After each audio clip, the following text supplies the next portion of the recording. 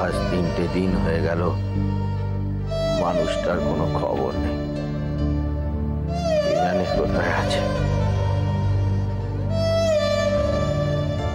ভাব না না, এই ওষুধ টষুধ আমি কিছু খাবো না। যার জন্য এত সব, সেই যখন আমিও চলে যাবো বড়দা, যেদিকে দু চোখ চায় চলে যাওয়া। দাঁড়া না, একখানা খবর ঠিকই পাওয়া যাবে। এই খবরটা যে ভালো খবর হবে তার ভরসা কি বড়দা? বলছি তো ওষুধ খাবো না। দেখো এখন এত উতলা হলে চলবে না, ওষুধখানা খেয়ে নে তো আগে, ওষুধটা খা।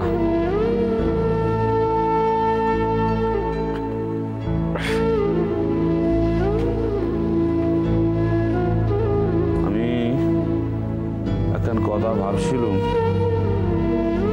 একবার ওই মেজবোর বাপের বাড়িতে খবর নেব কিনা।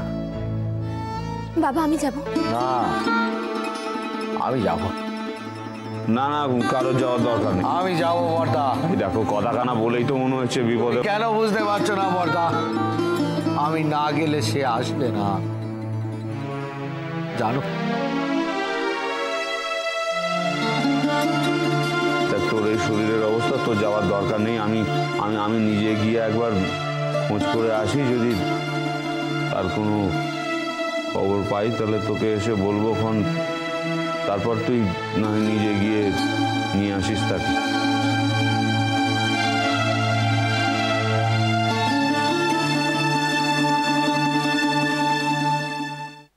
ঠাকুরজি এখানে? কই না তো, সেই বাবা মারা যাওয়ার আগে একবার এসেছিল, তারপর তো আর কোনোদিন আসেনি। ও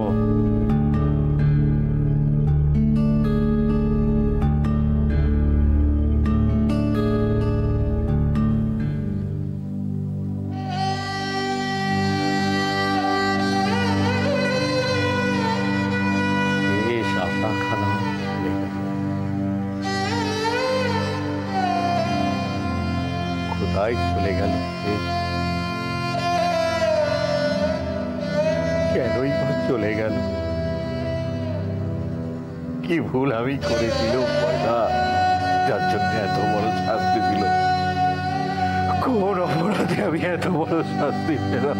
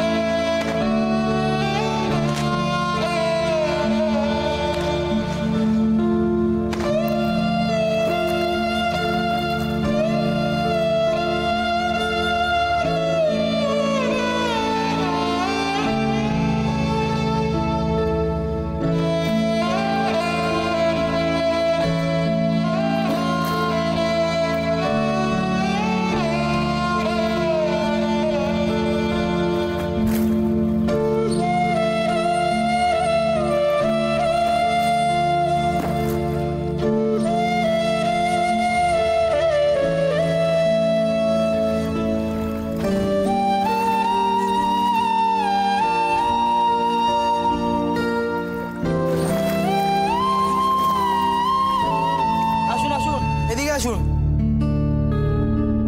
ওই দেখছেন ওখানে যিনি বসে আছেন,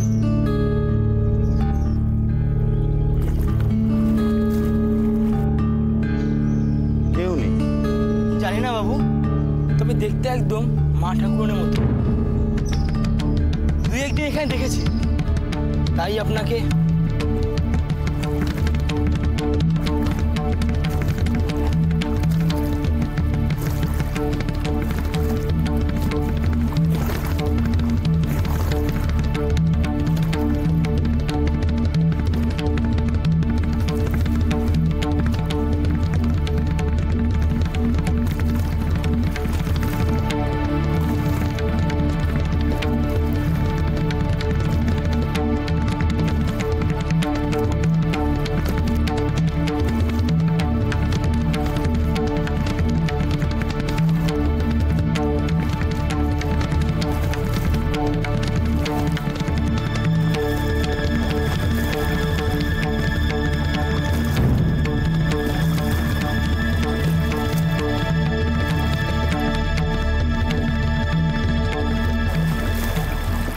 সুবর্ণ,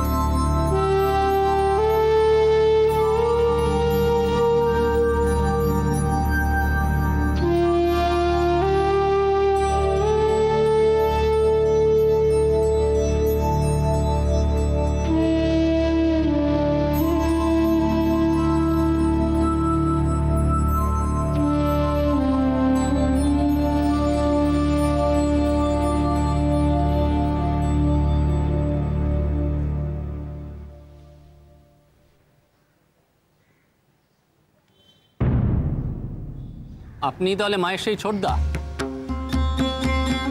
হ্যাঁ। তা মা হঠাৎ কাশিতে আপনার কাছে গেল কেন? তোমার মা আমার কাছে যাননি, উনি কাশিতে গিয়েছে। সম্পূর্ণ কাকতালীয়, তার সঙ্গে আমার দেখা হয়েছে। তার মানে আপনি কিছুই জানতেন না যে মা কাশি যাচ্ছে? আশ্চর্য। সত্যি আশ্চর্য। বাড়ির সময় হয়েছে, যেতে হবে। আপনার খবর পাঠাতে এত দেরি হলো কেন? মাকে পেয়েই তো আপনার জানানো উচিত ছিল।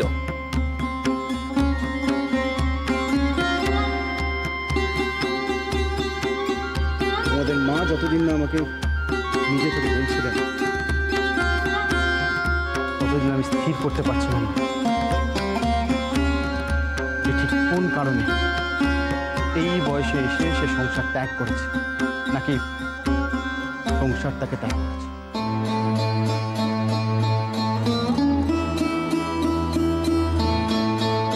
তোমাদের মা নিজে থেকে এখানে আসার ইচ্ছে প্রকাশ করে, তাই আর একটা জরুরি কথা যাওয়ার আগে বলে যাই। সুবর্ণ বিশেষ অসুস্থ, তার যত্নের প্রয়োজন। অবশ্য শেষ সুযোগ বেশি দিনও দেবে বলে মনে হয় না। চিকিৎসক বলেছেন বেঁচে থাকার কোনো ইচ্ছেই তার মধ্যে অবশিষ্ট নেই। চলি।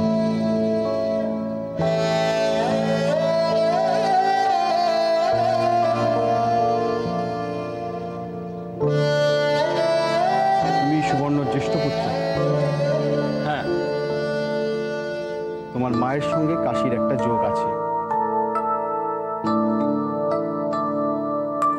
কোনো কারণে সংসারে কোনো রকমের বড় আঘাত পেয়ে হয়তো তার মনে হয়েছে সংসার অসার, তাই হয়তো সে আশ্রয় খুঁজেছে। তার চিরকালের আশ্রয় তার মায়ের কাছে।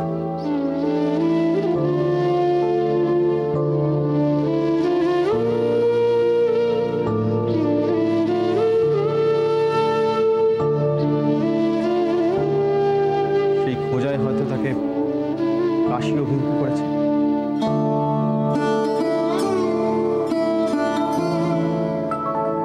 হয়তো তখন তার এই জ্ঞানটাই লোক দিয়েছিল যে সে আশ্রয় হাজার নেই।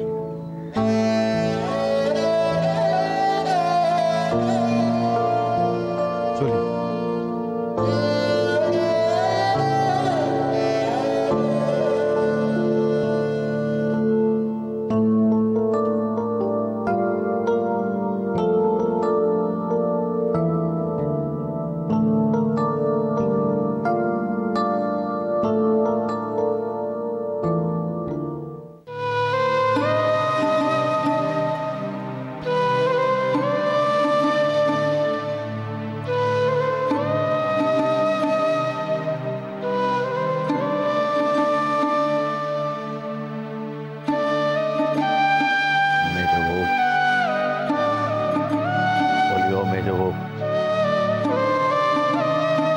এই বুড়োটাকে ফেলে চলে যেতে তোমার মায়া হলো না? মেজবউ,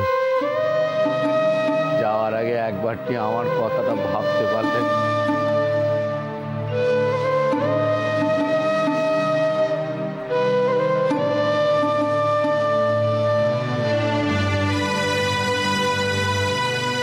যদি তোমার আসি যাওয়ার ইচ্ছা হয়েই থাকে আমায় বললেন, আমি তোমায় কাশি নিয়ে যেতাম।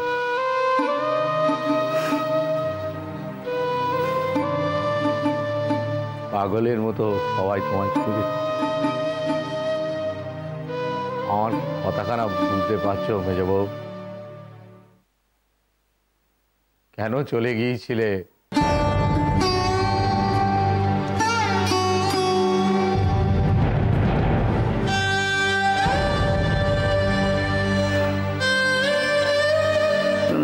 খাঁচার দরজা দিয়ে রাখা আছে,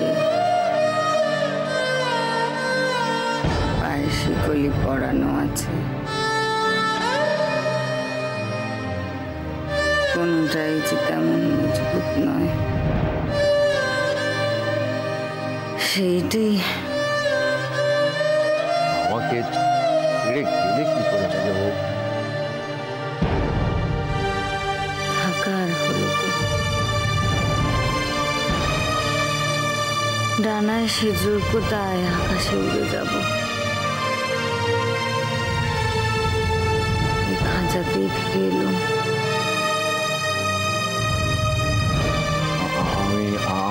আমি তোমার কথা বুঝতে পারছি না।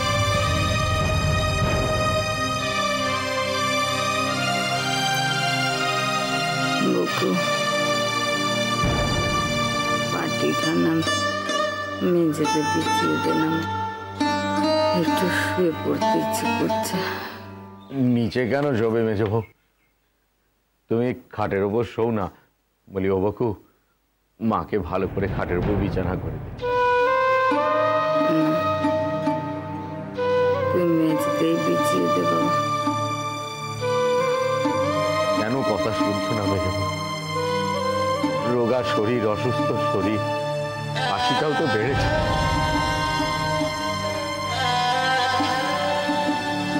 দেখো দেখি,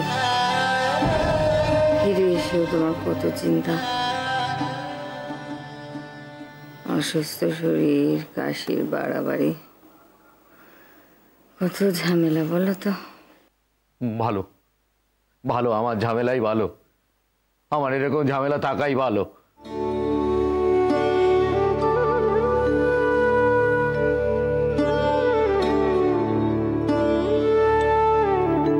মেজবউ,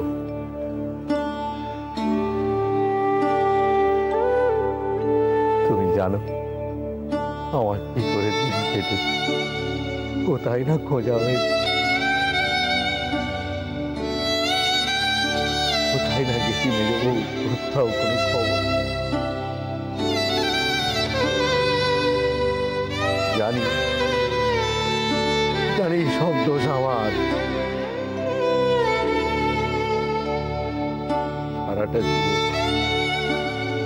সারাটা জীবন আমায় ভুল বুঝে নিয়ে যাব।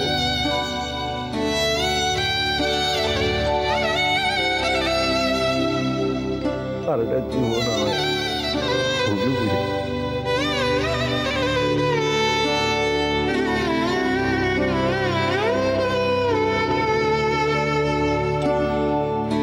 তাই হবে হয়তো।